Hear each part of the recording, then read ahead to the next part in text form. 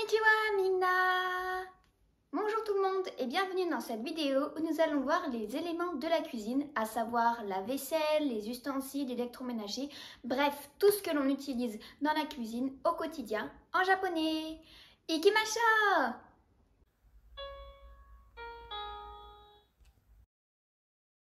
En japonais, on va distinguer la cuisine, donc la salle, l'endroit où on va cuisiner, et le fait de cuisiner, la cuisine. La salle, la cuisine se dit donc daidokoro, daidokoro. Et le fait de cuisiner, la cuisine, ryori, ryori.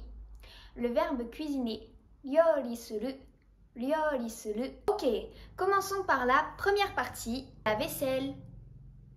La vaisselle se dit en japonais shokki, shokki. L'assiette, sara, sara. La fourchette, fork, fork. Ici, c'est facile car ça vient de l'anglais fork. C'est d'ailleurs pour ça que c'est écrit en katakana. Nous allons d'ailleurs voir par la suite dans cette vidéo que grand nombre de mots liés au lexique de la cuisine en japonais sont issus de l'anglais. Le couteau, knife, knife. La cuillère, spoon, spoon, spoon.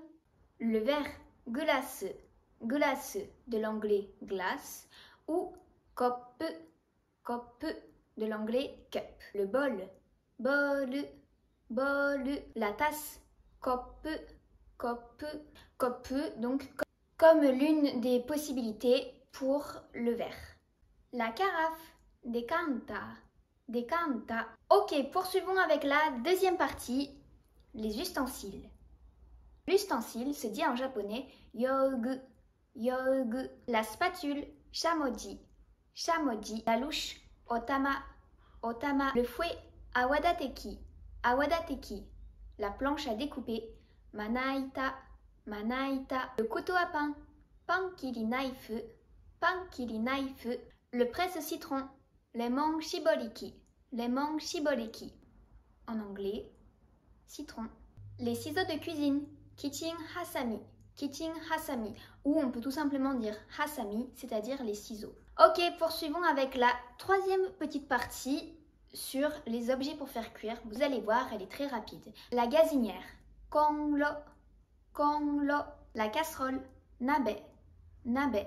La poêle, frypan, frypan. Poursuivons avec la quatrième partie, les électroménagers de la cuisine. L'électroménager, ici au sens large, donc c'est vraiment tous les électroménagers, se dit en japonais kaden, kaden. Le frigo, leizouko, leizouko. Ici, on remarque qu'il y a les voyelles i et u, leizouko. Mais nous ne sommes vraiment pas obligés de les prononcer. Et pour cela, on va pouvoir les aspirer. Donc quand je le dis, on l'entend vraiment pas du tout. Leizouko.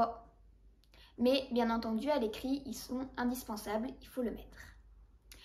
Le congélateur, leitoko, leitoko. Ici, pareil phonétiquement que pour le réfrigérateur, on va pouvoir aspirer les voyelles i et u. Le four, oven, oven, de l'anglais oven. Le micro-ondes, denshirenji, denshirenji. Le lave-vaisselle, shokki-araiki, shokki-araiki. Ici, on retrouve bien shokki, c'est-à-dire la vaisselle. La cafetière, kohi maker, kohi maker. Le mixeur, mixer, mixer. Ok, finissons avec la cinquième et dernière partie, les objets du quotidien au Japon. J'ai décidé de vous présenter dans cette vidéo quelques éléments indispensables et incontournables que les Japonais utilisent quotidiennement dans leur cuisine. C'est parti! Voici une bouilloire que l'on place sur le feu, qu'on appelle yakan, yakan. Alors oui, on en trouve en France, mais ce type de bouilloire est largement plus répandu au Japon. Le curry, un des électroménagers indispensables au Japon. Suihanki, suihanki. Et la spatule qui va avec, shamoji. Donc ici, il n'y a pas vraiment de terme spécifique pour cette spatule. Quand on mange le riz au Japon, on va le manger dans un bol spécial qu'on appelle ochawan. Ochawan. Donc ça se présente sous forme de petit bol simple, mais il est vraiment réservé pour le riz, donc on va jamais manger de la soupe ou des légumes par exemple. Dans une habitation, chaque membre de la famille a son propre ochawa. Ceux des enfants sont de taille petite avec des motifs enfantins et ceux des adultes sont plus grands avec des motifs plutôt traditionnels. Voici une théière traditionnelle, kyusu, kyusu, et un verre où l'on boit le thé, chanomi, chanomi. Et enfin, au Japon, pour cuisiner, on va utiliser de très grandes baguettes qu'on appelle saebashi, saebashi. Donc, elles ont cette taille, donc elles sont vraiment très très grandes comparées à celles qu'on va l'utiliser pour manger. Hop.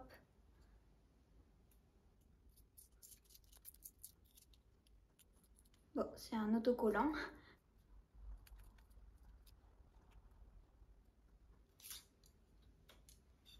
Donc voilà comment ça se présente. Donc ici elles sont rouges et ici nous avons en bleu marine noir.